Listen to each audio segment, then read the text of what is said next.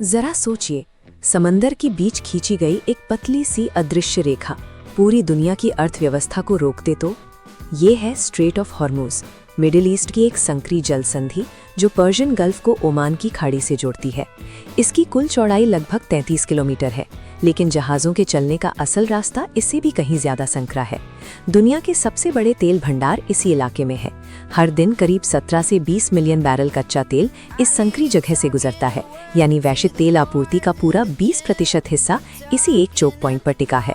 Saudi अरब, Iraq, Kuwait और UAE जैसे बड़े निर्यातक यहीं से तेल भेजते हैं, जो भारत, चीन और यूरोप के बाजारों तक पहुंचता है। ये चंद किलोमीटर का समुद्री रास्ता वो बुनियादी एनर्जी लाइफलाइन है जो आधुनिक दुनिया के पहियों को घुमाती रहती है। इसकी सुरक्षा दो अलग अलग ताकतों के बीच बनती है। इसके उत्तरी किनारे पर ईरान है, जबकि दक्षिणी हिस्से में ओमान और यूएई की सीमाएं लगती हैं। ईरान की भौगोलिक स्थिति उसे इस रास्ते पर सीधा रणनीतिक दबाव बनाने की ताकत देती है, जिससे वो जरूरत पड़ने पर यातायात को प्रभावित कर सकता है। इसी वजह से यहाँ हमेशा एक भारी सैन्य जमावड़ा रहता है। अमेरिकी नौसेना और क्षेत्रीय देशों के युद्धपोत यहाँ लगातार गश्त करते हैं, जिससे एक अनकहा सैन्य तनाव बना रहता है। आर्थिक रूप से सबसे जरूरी ये मार्ग दुनिया के सबसे अस्थिर और संवेदनशील सैन्य फ्लैश पॉइंट्स में से एक के बीचों बीच स्थित है। अगर कभी कोई बड़ा सैन्य संघर्ष छिड़ता है और हॉर्मुज का रास्ता पूरी तरह बंद हो जाता है, तो 20% वैश्विक तेल आपूर्ति पल भर में कट जाएगी। बाजार की प्रतिक्रिया तत्काल होगी, मांग वही रहेगी, लेकिन आपूर्ति में आई ये भारी गिरावट पूरी दुनिया में हड़कंप मचा देगी। तेल की कीमतें जो आज $100 के करीब हैं, वो $200 या उससे भी ऊपर जा सकती हैं, जिससे वैश्विक ऊर्जा लागत में भारी उछाल आएगा। भारत जैसे देशों में इसका असर पेट्रोल पंपों पर दिखने लगेगा। ईंधन की भारी कमी और बढ़ती कीमतों के कारण हफ्तों तक लंबी लाइनें और हाहाकार जैसी स्थिति बन सकती है। हजारों मील दूर एक संकरे समुद्र में लगी नाकेबंदी सीधे तौर पर आम नागरिक की बचत और उसके दैनिक खर्चों को प्रभावित करती है। ईंधन की ये कमी औद्योगिक उत्पादन को पंगु बना देगी। ट्रांसपोर्टेशन खर्च बढ़ने से एयरलाइंस का संचालन मुश्किल होगा और फैक्ट्रियों की सप्लाई चेन पूरी तरह चरमरा जाएगी। इसके बाद वित्तीय बाजारों में भगदड़ मच जाएगी। बेकाबू महंगाई और शेयर बाजारों के गिरने से दुनिया एक वैश्विक मंदी की चपेट में आ जाएगी। आर्थिक संकट के साथ साथ ये स्थिति एक बड़े सैन्य टकराव को जन्म देगी। अमेरिका और उसके सहयोगी इस ब्लॉक को हटाने के लिए बल प्रयोग करेंगे, जिससे ईरान के साथ एक सीधा युद्ध शुरू हो सकता है। इतिहास गवाह है कि यहाँ तनाव कितनी जल्दी हिंसा का रूप ले लेता है, चाहे वो 1980 का युद्ध हो या 2019 के संदिग्ध हमले। हॉर्मुज की एक पूर्ण नाकेबंदी केवल मंदी का कारण नहीं बनेगी, बल्कि ये वैश्विक शक्तियों को एक ऐसे विनाशकारी युद्ध में धकेल सकती है जो पूरे महाद्वीपों को अपनी चपेट में ले ले। क्या हमारे पास इस जोखिम से बचने के लिए कोई दूसरा विकल्प मौजूद नहीं है? मौजूदा जमीनी पाइपलाइंस की क्षमता बहुत ही सीमित है। वे रोजाना के उन करोड़ों बैरल तेल की जगह नहीं ले सकती जो फिलहाल हॉर्मुज के रास्ते जहाजों से भेजा जाता है। हम धीरे धीरे इलेक्ट्रिक वाहनों और नवीकरणीय ऊर्जा की ओर बढ़ रहे हैं, जो एक अच्छी शुरुआत है। लेकिन आज की हकीकत ये है कि आधुनिक इंफ्रास्ट्रक्चर और वैश्विक अर्थव्यवस्था की बुनियाद अभी भी पूरी तरह कच्चे तेल पर ही टिकी हुई है। तथ्य ये है कि तेल की इतनी भारी रोजाना खपत के लिए हमारे पास फिलहाल कोई भी ऐसा भौतिक विकल्प नहीं है जो हॉर्मुज की कमी को पूरा कर सके। अंततः ये 33 किलोमीटर का संकरा पानी का रास्ता ही ये तय करता है कि दुनिया का व्यापार और अर्थव्यवस्था किस रफ्तार से चलेगी।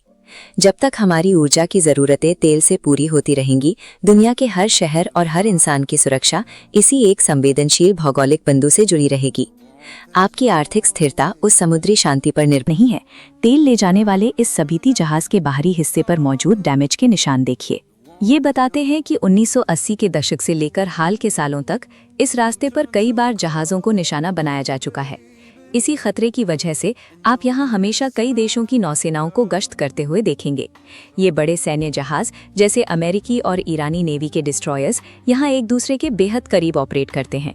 दुनिया की सबसे ज़रूरी ऊर्जा की लाइन असल में एक हाई टेंशन मिलिट्री जोन के बिल्कुल बीचों बीच काम कर रही है, जहाँ एक छोटी सी चिंगारी भी बड़ा विस्फोट कर सकती है। मान लीजिए किसी तनाव के चलते ये रास्ता बंद हो जाता। इसके बंद होने के पहले ही दिन दुनिया भर के स्टॉक मार्केट क्रैश होने लगेंगे और भारी अफरा तफरी मच जाएगी। ये ग्राफ असल समस्या दिखाता है। तेल की सप्लाई 20% गिर जाएगी, जबकि डिमांड अपनी जगह रहेगी। इससे कच्चे तेल के दाम $100 से सीधे $200 प्रति बैरल जा सकते हैं। और महंगा तेल सिर्फ पेट्रोल पंप तक नहीं रुकेगा।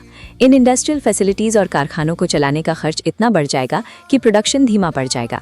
ट्रांसपोर्ट से लेकर मैन्युफैक्चरिंग तक हर उद्योग की लागत बढ़ जाएगी। इसका मतलब है कि बाजार में मिलने वाली हर एक चीज का महंगा होना पूरी तरह तय है। अब भारत की बात करते हैं। भारत दुनिया के सबसे बड़े तेल आयातकों में है और हमारे पास आने वाला ज्यादातर तेल इसी मिडिल ईस्ट के रास्ते से आता है। अगर हुर्मुज से सप्लाई रुकती है तो देश भर में पेट्रोल डीजल की भारी कमी होगी। पेट्रोल पंपों पर गाड़ियों की कतारें लगेंगी और लोगों के बीच ईंधन के लिए हाहाकार मच जाएगा।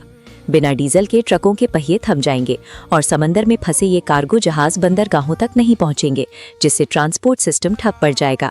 जब मंडियों तक ट्रक नहीं पहुंचेंगे तो सब्जियां और रोजमर्रा की चीजें कम पड़ने लगेंगी।